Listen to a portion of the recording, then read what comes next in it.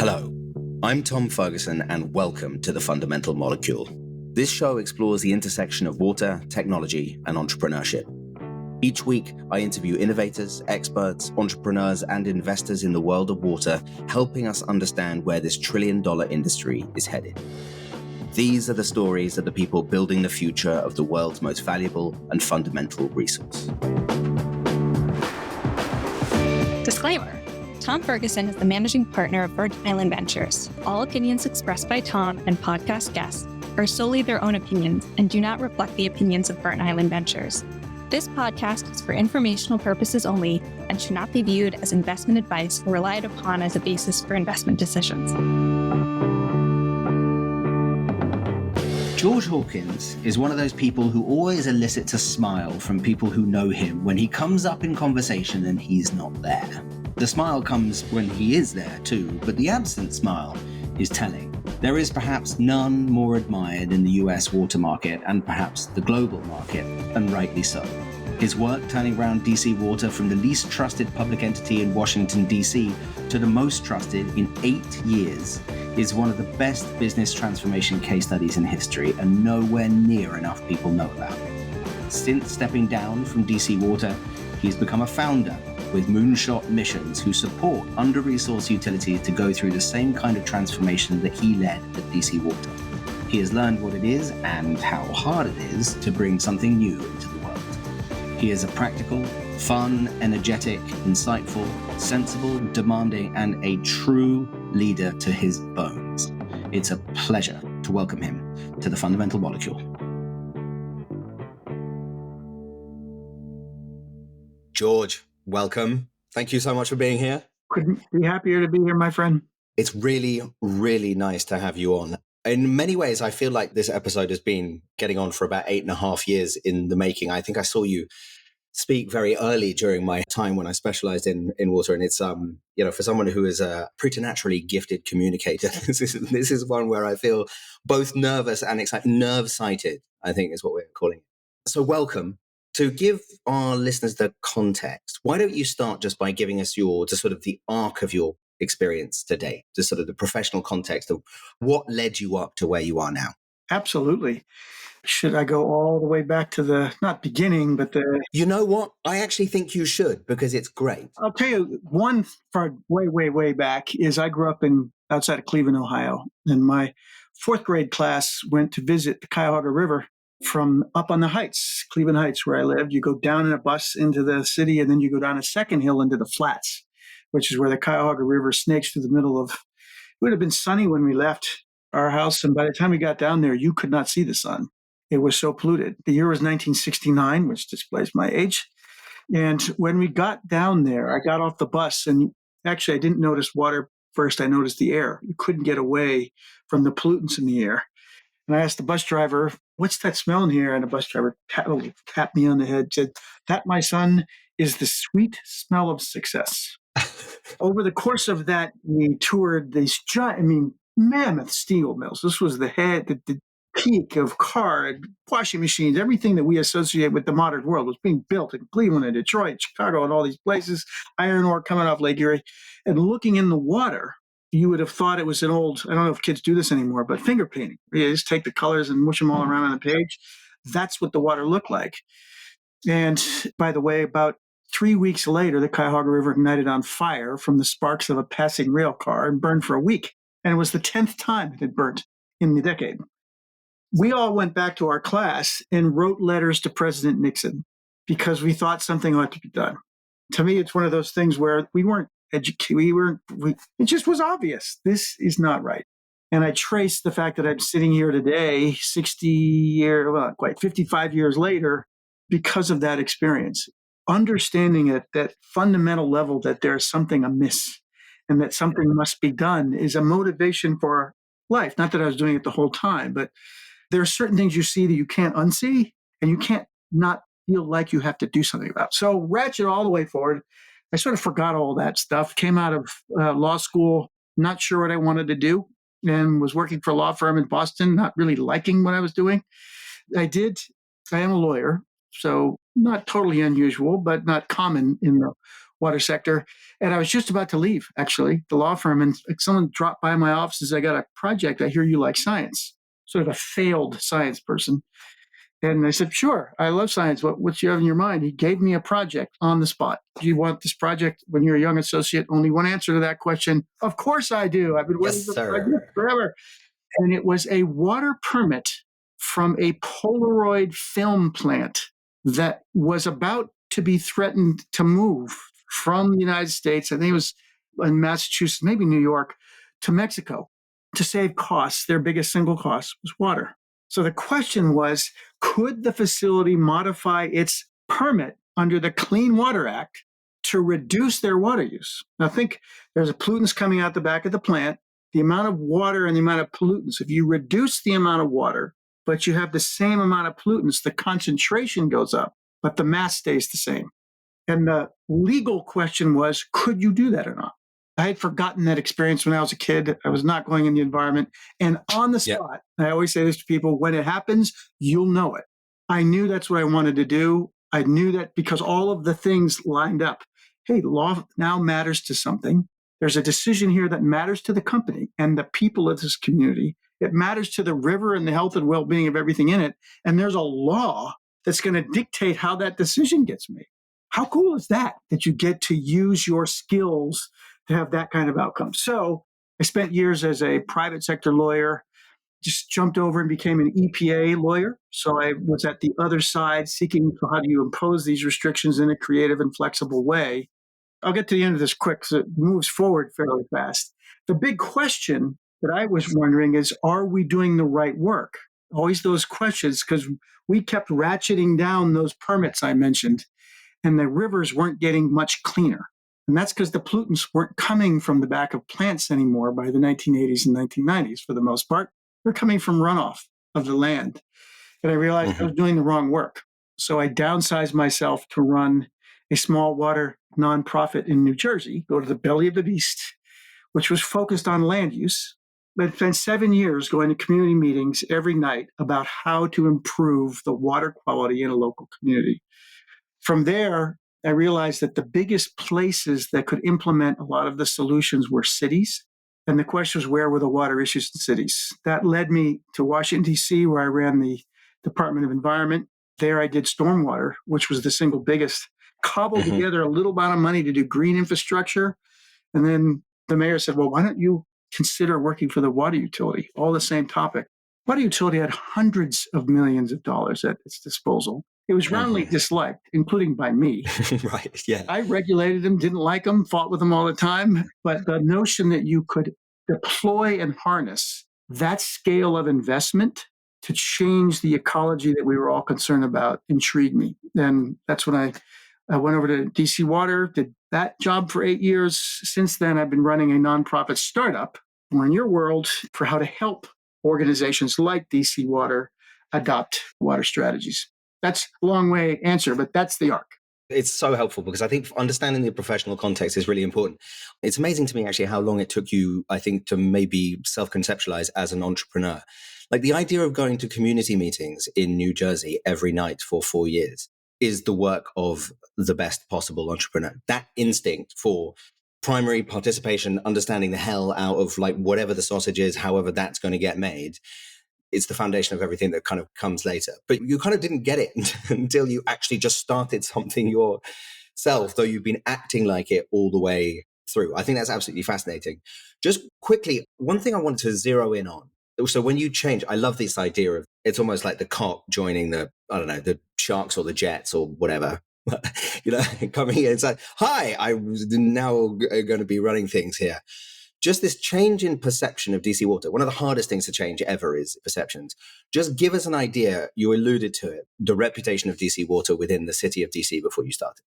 Gosh, the worst lead contamination crisis in the United States, perhaps ever, but before Flint, was in Washington, D.C. There had been a lead contamination. The utility was roundly blamed for not telling anybody, which was a common issue for most public agencies. It's not in our job to communicate. Our job is to do something specific. So DC Water didn't, at WASA, it was known at the time, the Water and Sewer Authority, did not communicate with the public it served about what had happened, why, and what it meant. The people in DC felt that DC Wasa had poisoned their children. And they may have well been right because of all this happened. And then by the time they informed the public, it had already been enough time, like my kids have already been contaminated for the last period of time, months, and you didn't even tell us. So it was roundly not trusted, to put it mildly. And it had almost no customer service. People at DC Wasa felt that their job was to fix things and to build things, but not connecting to the people they were fixing and building things for. I regulated them, and at my first meeting with them, I hadn't met them yet. This was new. I was all open to being creative, and they came in dark suits, ready to fight. I didn't even know what we were going to fight about, but that was what they were ready for. And as a result, there was a survey that I remember reading when I was thinking of applying, where people were asked what was the worst customer service agencies in Washington, D.C. And my recollection is that D.C. Wasa was last. It was certainly in the bottom 5, down there with the Internal Revenue Service and Public Works and other agencies. It's a hot competition. Yeah, very, very hard to get to the bottom of that list. But for the people who did know that DC Wasa existed, and most people really didn't know them, they were there at all, it was roundly disliked, both because you poisoned our kids and didn't tell us, and you gave us terrible public service. We can't find anybody. We don't know who. By the way, as an example of that, DC Wasa, when they used to send out bills, would send them to occupants and had an email address. And this is for an agency of several thousand employees. It's sort of mind-boggling to realize. So you turn up day one, like, what are you thinking? You've got obviously a sort of a fairly major like change operation to like have on your hands. What were you thinking? Everyone always talks about the first 100 days. I don't know whether you conceptualized it in that way, but like, what was on your mind when you started? Several things. First, lessons that I had learned of what not to do in coming into a new organization. I had been at EPA, as I mentioned, when the Clinton administration came, in which I was otherwise favorably inclined towards in the electoral world, not that I would have served anyone who came in. And I remember the day the new regional administrator for EPA, super smart, super capable, walked in the door and gave a speech to the assembled legal team. He hadn't met him before. He was known. He had been Governor Dukakis's chief of staff. And he comes in and he gives a speech about the 5 things he was going to do to change EPA in New England. This was a Boston office. I had 2 reactions to it. One was I agreed with almost everything he said. And second, I wanted to fight him on almost everything he said. And the reason is that he never spent 1 second talking to anybody in the place about what was on our mind. Why do you do the things when we do this wrong? We have to fix it this wrong. He had no idea why we did it that way. Are there reasons that we did it that way that made sense? Is there, what are our thoughts? So it was being imposed on us without any engagement. And I was quite struck at how negative my reaction was, given that when I listened to the words intellectually, I actually liked what he was saying.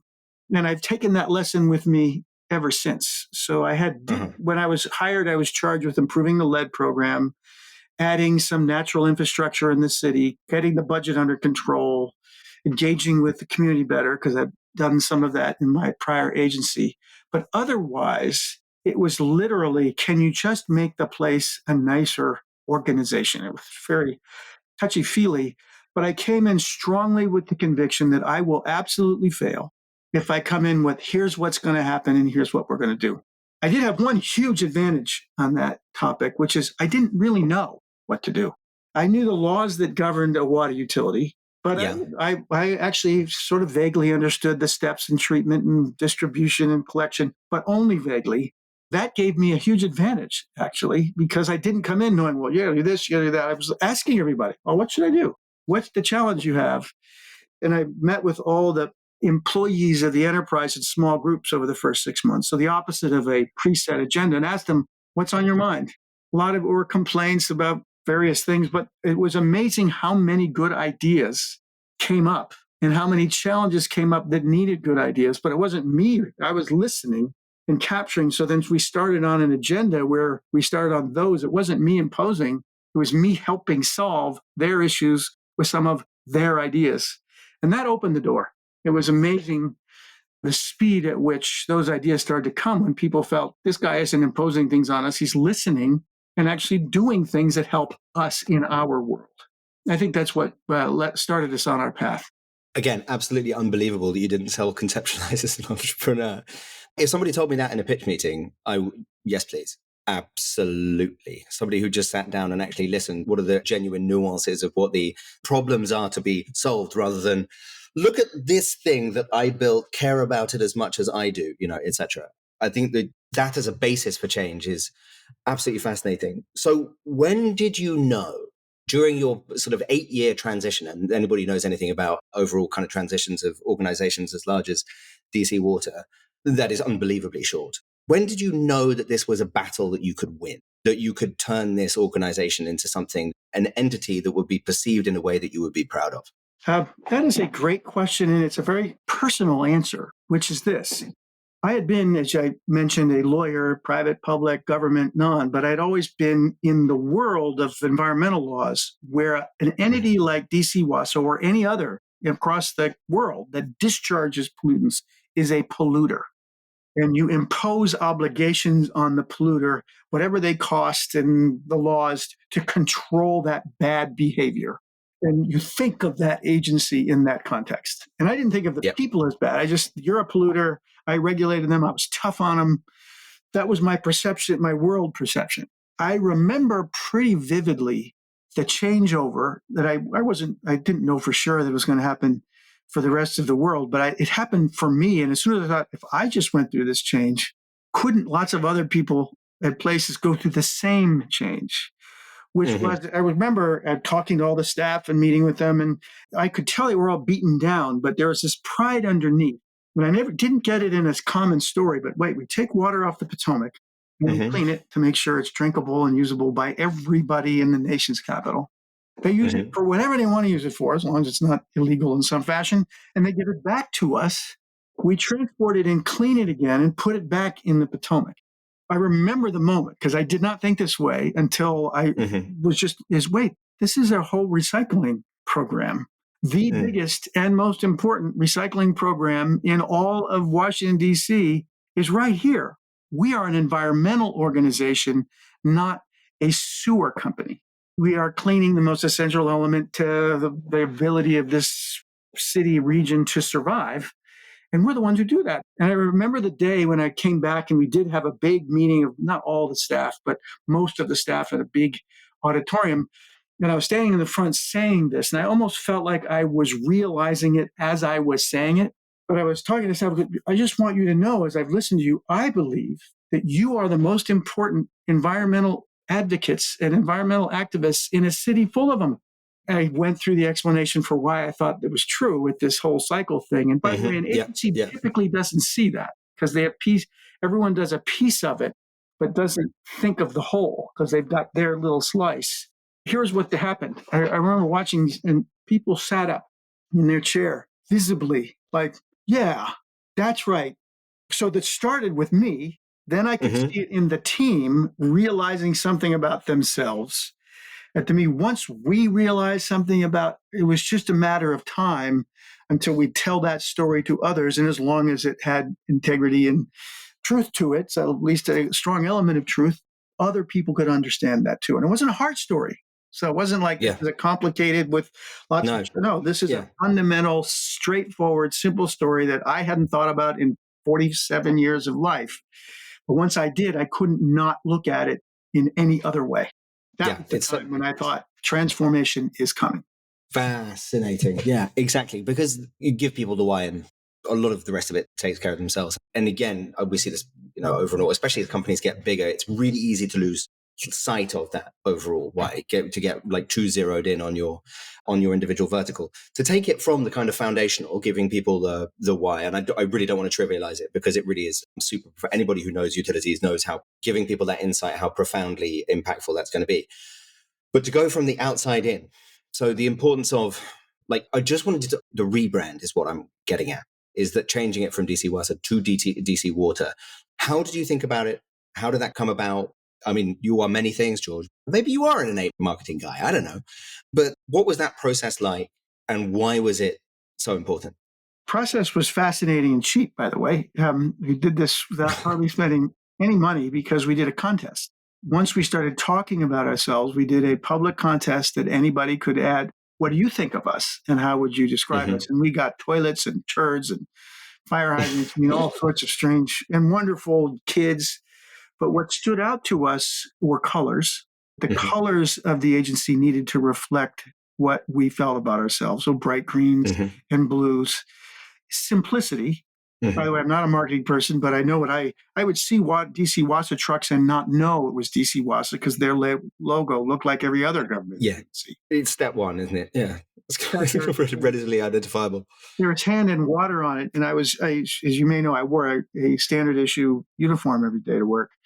And I'd been at a water main break and someone came up to me and asked me if they could work for me. And I said, sure, what are you interested in? And they want to know if I work, how they could work for the Department of Corrections. And the reason that I believe they saw the hand over water on this little patch and it looked like two hands in a handcuff. So I figured if you can't tell who I work for or what I do when we're out in the street, why would you pay for it? We have a value proposition we have to offer to people who have to pay our freight. And if they don't know what their money's going for, why on earth would they pay for it? So with the water drop, our whole logo is a water drop tilted to the side to make it a little informal. I got lots of good advice. This was the only thing I take credit for is water's life, was our phrase, which was trying to capture that essence of an environmental organization. And it's simple, it's easy, bright colors. Everybody knew us. By the way, that's not only because, they're good over there. We would get calls about the truck that was at the restaurant for 3 hours and wanted to know what was going on. It upped our game and had to up our game once everybody knew who we are and where we were. So it was actually a performance issue. But the branding was to capture something, not just about what we thought about ourselves, but what we wanted folks who looked at us to think about us. At least that was I'm no expert, but one of the thoughts I had is when we were talking about branding is I want the brand to be what I think of DC Water. And the sewer department would want to have it what their thought. And the water department, how we think we should be reflected. And I think the question we asked in the public contest is, how do you see us in a positive way? So it wasn't about how we want to be, it's how the people we serve see us. And I think that was the important step. Absolutely fascinating. So towards the end of your 8 years, I think we could talk about the transformation of DC Water. Personally, I've said this before to you, but I think it's the single most impressive case study of business transformation that I've ever seen. And I encourage everybody to dig into it with whatever resources you can. But let's go to the initial idea of Moonshot Missions. You're coming towards the end of your 8 years at DC Water and you're thinking, okay, well, what's next? Walk us through that, the formation of the Moonshot Mission idea and this idea that you're going to go and roll up your sleeves. And maybe you can talk a little bit about how you had previously perceived entrepreneurs while you were in the seat at DC Water. Sure. And the two converged. Once we started to do things interesting and we became a mecca for technology entrepreneurs to visit. And you already sort of mentioned one of the most typical, by the way, earnest, wonderful people. I'm not making any human level of criticism whatsoever.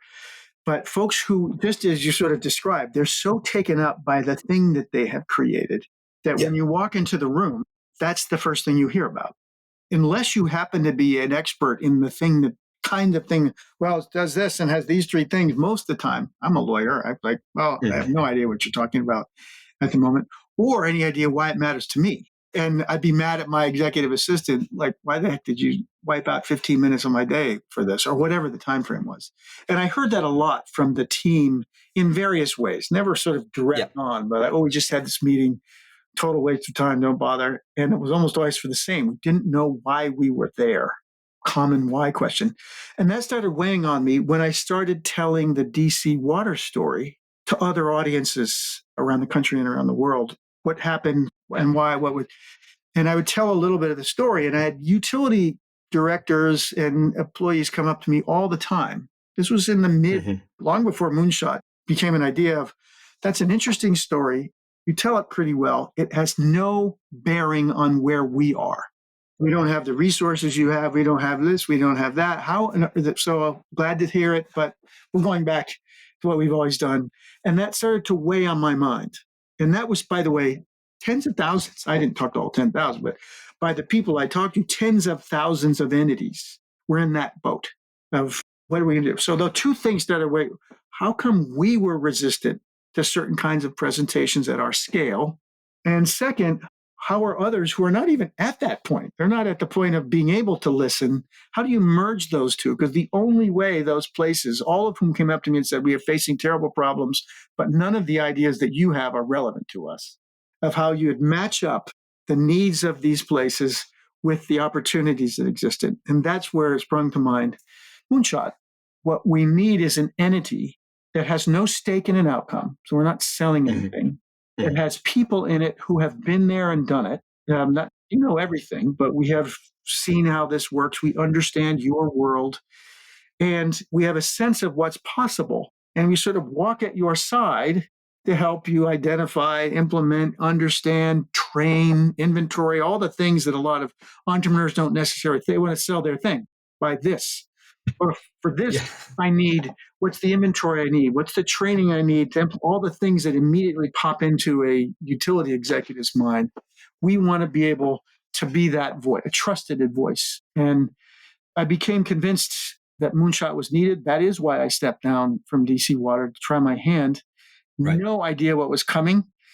Totally made every entrepreneurial mistake probably that's possible. So I did not listen to any of these podcasts because they didn't exist back then. And it's a tough market, by the way. So we had picked something that's hard to noticed. Do. It was clearly something I felt was needed in the marketplace. It wasn't clear the marketplace was sure that it was needed in the marketplace, other than I kept on hearing people saying things that needed an answer. I couldn't see an answer unless we created something to be the answer. Absolutely fascinating. So you make the jump and you form the organization. One of the things I always wondered is that what is the single biggest transferable lesson from your time running a very large organization with all of the resources to running a very small organization with no resources, but that kind of stayed the same? I think what stays the same is the focus on people. And by the way, it's not that we didn't focus on money. I had no idea where I was going to pay any of the people. But sure. The only way I could get anyone to want to invest or pay us is by having the right people. Maybe this sounds very common, but we had a good idea. Sat in our living room here, actually, right where I am, in the living room over with a big whiteboard, $11.99 Home Depot white, and drew out what we wanted to build. The core of our business was not any of the technologies we hoped to help a utility adopt. The core of our idea was relationship and trust building. And that was exactly what happened at DC Water. I had to come into the enterprise and build relationships and trust with this very large group that had all sorts of existing procedures enough to drive you nuts. But any of those things can work if the people who operate the machine trust you and are open both for their ideas to be heard and to hear yours in return. And that was my big initial question. Who are the right people? What are the relationships we need to build? And then if we have a good story to tell, I was hopeful that the financing and the business part would come rather than the other way around. And it was slow going at first, but I'm glad we started there. Yeah, for sure. Whenever I think about organization building, and people sort of they always discount nonprofits. Nonprofit is just a tax status. It's got nothing to do with, it doesn't make anybody less of an entrepreneur. I mean, look at, water.org and Water Equity. There's a really good case to be made that actually the best water entrepreneur in history is Gary White. No, I think that's fascinating. And the focus on people is, you've got to get the right people in the seats.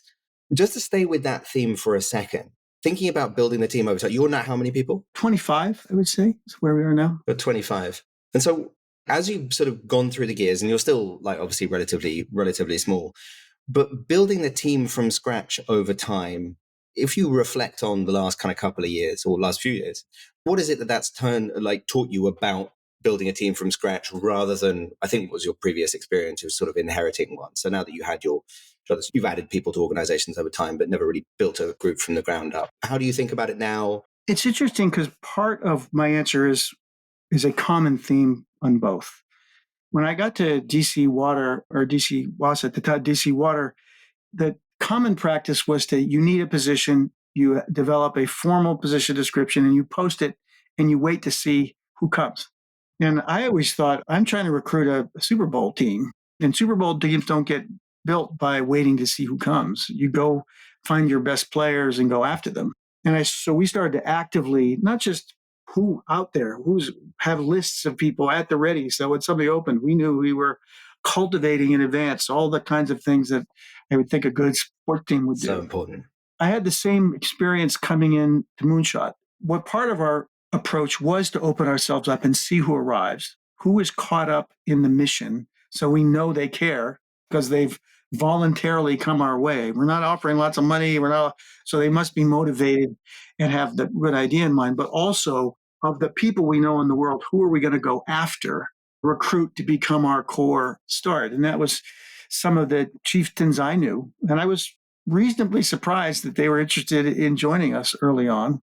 But they were we had been talking to them, slowly building the idea, so that by the time the actual decision, would you like to join us, it's almost as if the conversation was already finished. It's already been, because we've been working on it and talking about it for that much time. So it's both being intentional, but also making clear what you need and seeing who comes, not just because they want a job. And we didn't have enough attributes that someone would come our way because they were expecting to make a lot of money. They self-selected because they were already interested in our mission. And that worked for us. It's really interesting. It reminds me of one of the founders that was kind enough to take a check from Burnt Island, was talking about fundraising the other day. And he told his team relatively recently that it's really important not to think about fundraising when you are fundraising. You've got to treat it as if you are always fundraising, because fundraising is the outcome of a very intentional process of just being brilliant all the time. And brilliant hiring is having that list, right? It's building those relationships so that when you go say, want to join up, the question's already been answered. That's really cool. So just give us an idea about the panoply of challenges faced by small utilities. And then we're going to segue a little bit into the product actually that Moonshot Missions provides with a little bit kind of more detail. I think it's really important for people to understand the operating context of the people that you work with. Sure. And our target audience is small, but I would say the common theme is under-resourced. There's actually many utilities that are not only small. Gary, Indiana is not a small community, but they're very under-resourced. So most common theme is utilities that don't have financial resources to invest. They're not keeping up with what their sort of basic budget needs are, let alone having extra money sitting around. There's this great thing that could save you money. Well, I don't have the money to invest in the first place for that stuff. Second, to even unlock it, they're understaffed. So who is going to be the person who's going to understand enough about what's going on out there to say, yeah, these are 10 ideas. Here's the ones that are relevant to us. I have a sense because I've been to conferences or otherwise of who we might want to talk to. Folks in these utilities rarely go to conferences. Not that they never do, but it's rare. Finances, resources straight out of the gate. And those limitations, resource limitations, it's not goodwill, it's not hard work, it's not good heart and conscience, it's not intelligence. It's literally those resources. And we formed Moonshot with those missing components in mind, that we would help sort of add. And the question for us is, we don't want to be permanent. How to take an organization that has those resource limitations and teach them to fish, knowing that when you start, they don't think they have the time to fish anymore, or I don't know if that technology works.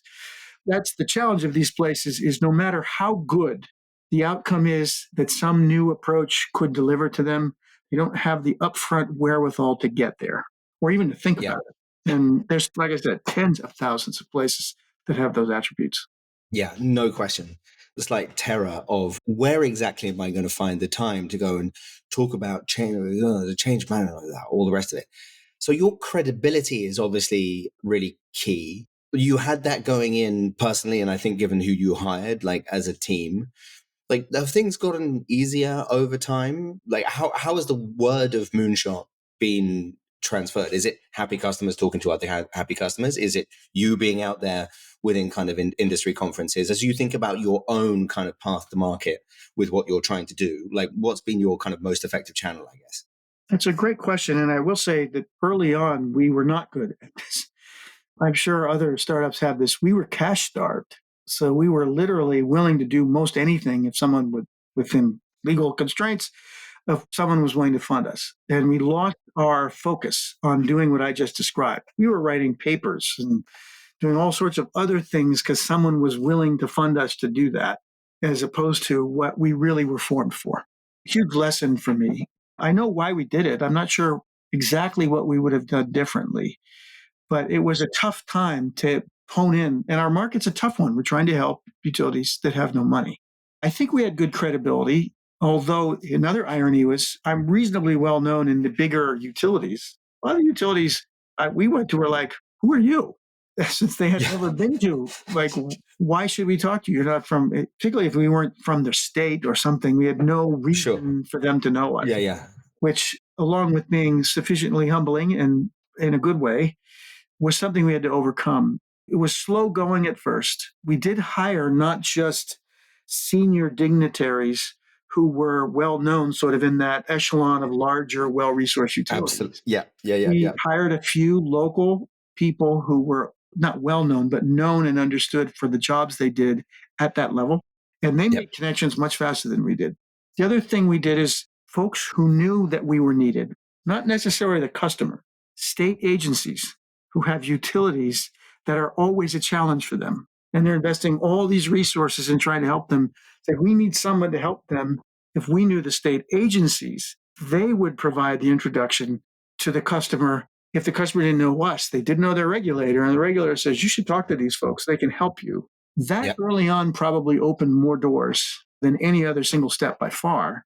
And then once we did start rolling through some positive outcomes, there's a water system that had a boil water alert that we helped lift because we understood what their issue was and helped them resolve it. Then they started to talk to each other, and that's when it started to grow. But I would say our biggest early support was from others who had interests in the outcomes we were seeking, even if they weren't the direct customer.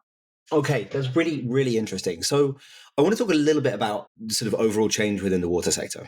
We've had $100 billion. I know I find myself getting very upset about the Inflation Reduction Act, and that only about 5.5 of it went to water and 250 billion went to the Loan Programs Office, of which we're allowed to receive precisely none. But nonetheless, we do have 100 billion, which is, probably an order of magnitude less than what it needs to be. Right. But nonetheless, all of it's appropriated. It's slowly going to start percolating into it. What are your reflections on it? And how do you think the various people within water can be doing the work to make sure that the impact of that is as high as it can be? That may be kind of too large a question, but I'm just curious as to your reflections. I'll take a little snippet, because I was running my prior agency and then DC Water at the time during the banking crisis. And big ARA stimulus funds come through. And the word of the day was shovel ready. What are the projects you have ready to go? We want to put people to work. I had my challenges with that program, but it was clear what this was for. It wasn't infrastructure renewal. It was a jobs program. So we were doing very common things that didn't improve, didn't change the efficiency of our operations, didn't improve we were replacing old rusted things with new shiny things, but they weren't different than what was the same thing you would have put in 100 years ago. Except the power sector did it differently back then. I remember learning that they were actually not only investing in the grid, but upgrading the grid at the same time. I don't know why they were able to do that where we weren't in water, but I was impressed by it. That is what we should do. So you ratchet all the way forward, and we have, yes, it's not enough money. There will never be enough money. That will always be an underlying pressure. And will never be enough money unless we invest it differently. What I found at DC Water, you could put money into something and have it be permanently cheaper. I know this is old hat to the technologies you support, so that it costs $80 next year instead of $100, so you don't need as much money to run. Or that extra 20 you can reinvest, and you don't need that from extra rates. And that can start a positive feedback loop, which is what we discovered after several years of investment at DC Water. And that's the challenge of this money, not its quantity, but the kinds of projects that it invests in.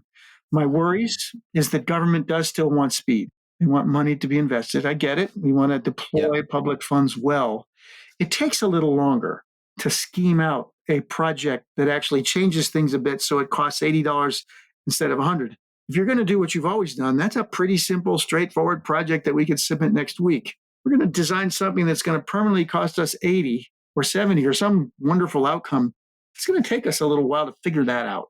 And having the time to do that while there's the pressure to deliver is not an insurmountable challenge, but it's a challenge that I see rather than the total amount. Of course, we need more. If we invest it right, I think we're going to be dumbfounded and astonished in a good way of what we can accomplish. That's going to take quite a bit of assistance of the sort that Moonshot seeks to give, and way more than we can give. I mean, a national effort of this level.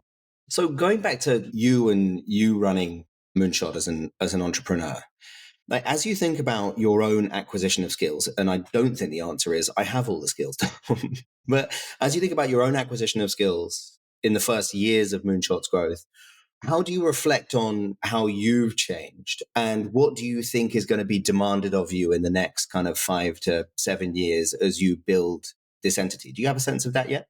It's a fascinating question, because when I started, what I realized I did not have was much thought or experience with. So how should what the work is or the business model, but as you build it, The work's fine. Yeah. what should the organization look like? We have no HR department. What should be in it, and what should it offer? And what are the rules and procedures and all of these things? I'm not particularly good at that.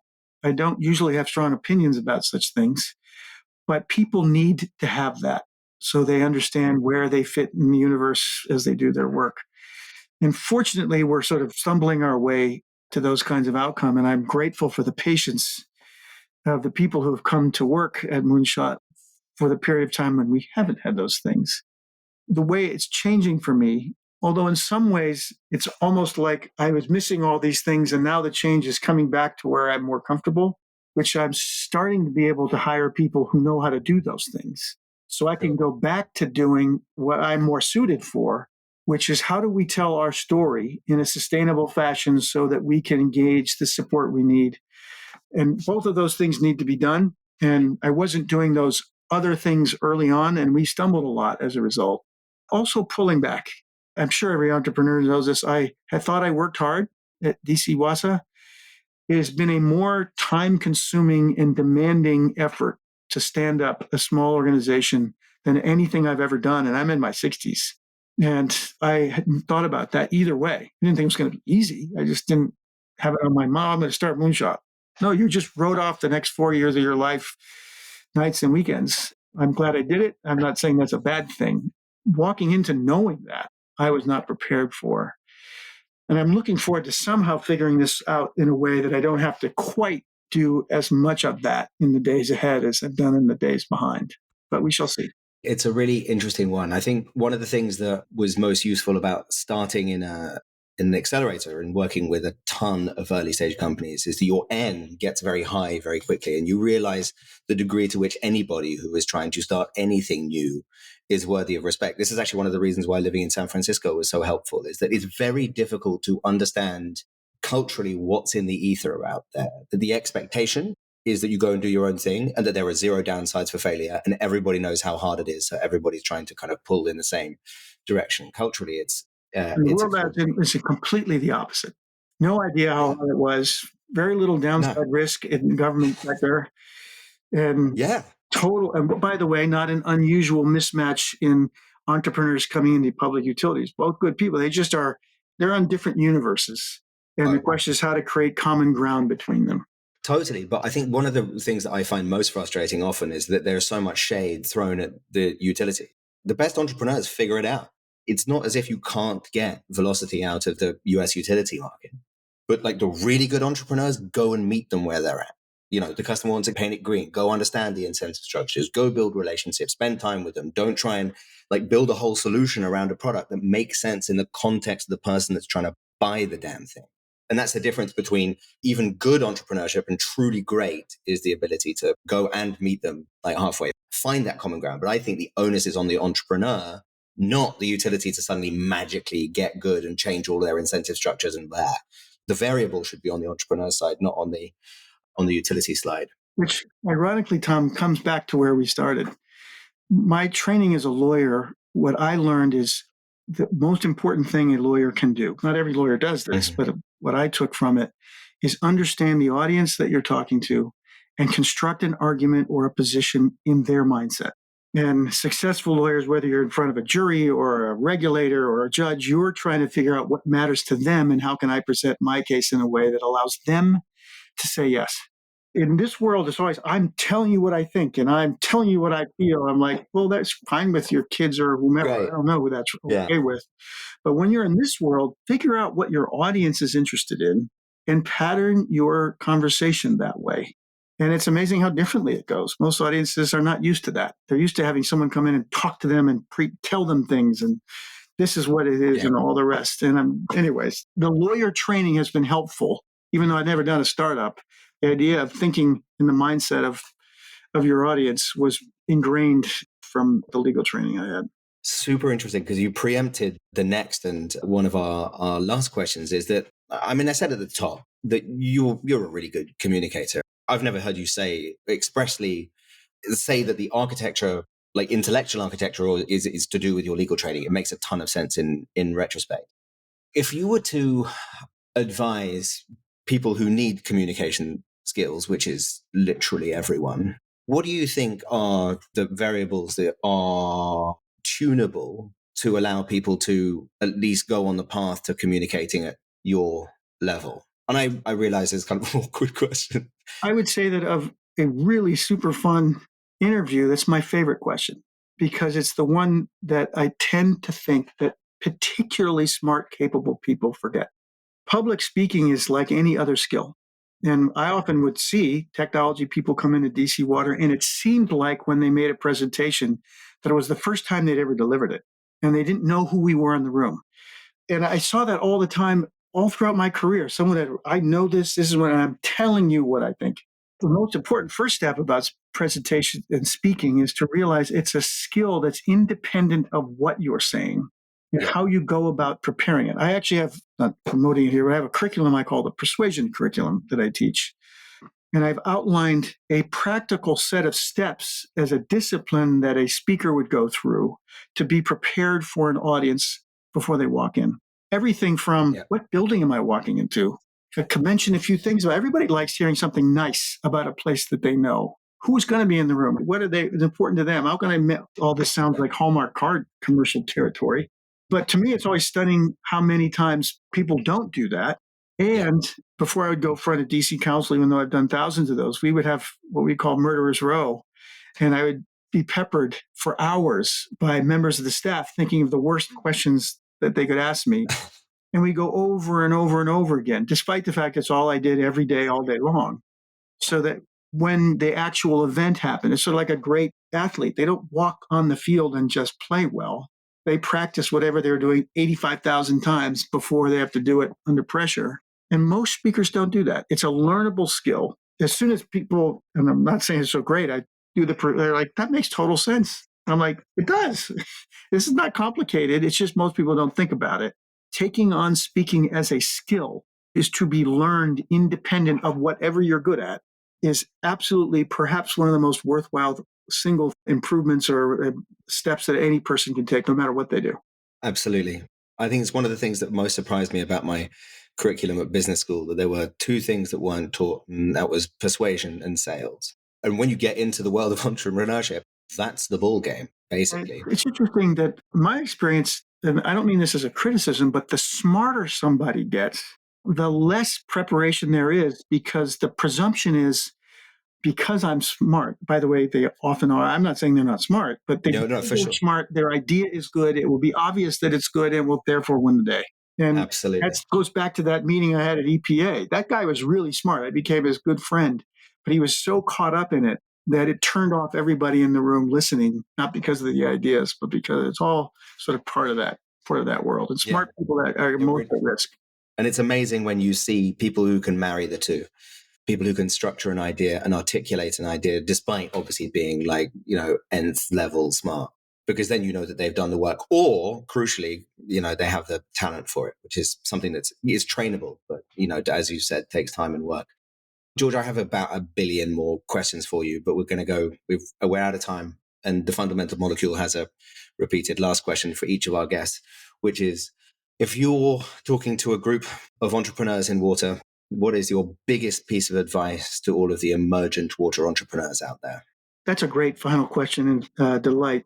I would say more than one, although I'll be quick. One is thank them. God bless that there are people out there who are young, I didn't come upon this until it sort of struck me in the face. So I admire folks who are already there and trying to solve one of the fundamental issues that govern the future of every freaking species on the planet. So God bless them for doing it. Second is that humble question of what is it that you're trying to solve and who are you trying to solve it for? Who's your audience? Maybe that's the same thing we've been talking about.